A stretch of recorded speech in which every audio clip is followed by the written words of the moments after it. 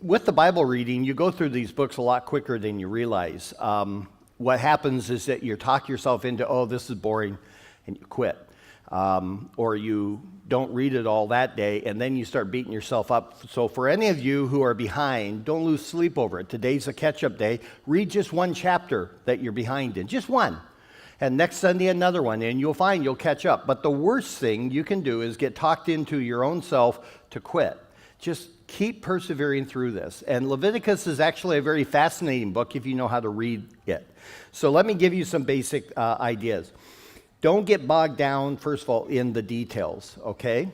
The trick is to understand what Leviticus is and read it for what it is rather than what it is not. What you have in Leviticus is an instruction manual.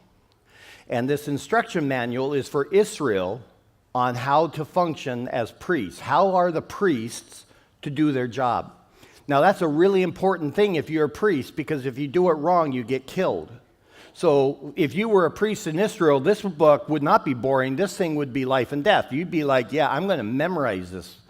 You're not a priest of Israel, so you can read it like you would anything else that it does not apply to you, but there's a lot of material in there. So let your eyes go over, capture the idea of what's being said, but you don't have to master every single piece of material because it doesn't apply specifically to you.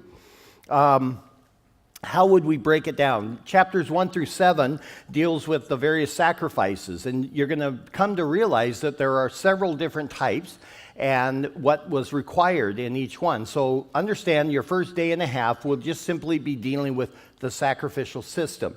In chapters 8 through 10, we're going to see the priesthood established, and Aaron will be set apart and his family for the work of being priest.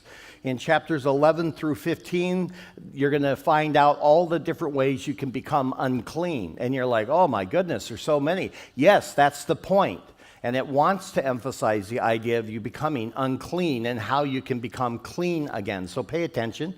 Again, it doesn't apply to you, but you should be taking note of what was it that made a person ritually unclean before God. Chapter 16 is one you should pay attention to carefully. It's the Day of Atonement. There's a lot of important imagery going on regarding sin and forgiveness. This is a national day of repentance, and so you should pay close attention to it. And then from 17 to the end, you're going to see all kinds of different laws and festivals and such, and all of these are expected to be celebrated by the people of Israel. Some of this will then help you understand the Gospels, because you'll hear about the Feast of Booths or whatever it might be, and you're like, I don't know anything about it. Well, it's talked about here in Leviticus. Now, here's the issue, though, that you want to take away with this book. Behind all of this is the simple theme of holiness. That's the point that you want to take away. God is calling Israel to be a people who are set apart for his purposes, and therefore they are to reflect his holiness and his standards. So understand that a nation is being established where there was not a nation before. And this nation is Yahweh's nation, and they are to reflect Yahweh. And so everything that is written in Leviticus is designed to make them different. Does that make sense? Read this and then think about how your life would be very different if you looked like the book of Leviticus, if you did all the things Leviticus did, if you functioned in that way. Now understand that from the beginning to the end, then, holiness is the real theme, so pay attention to that. You're going to see how the sacrifices are how you can remain holy before God. The priests are mediators in holiness between the people and God. All of the different laws and festivals are designed to create a separation between them and everyone else living around them.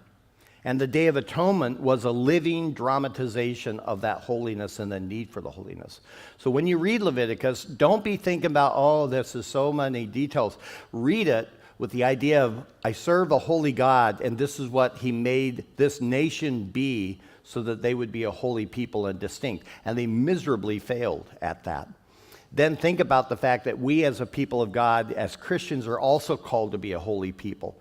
And what does it look like to be a holy people in the nation filled with anything but holiness?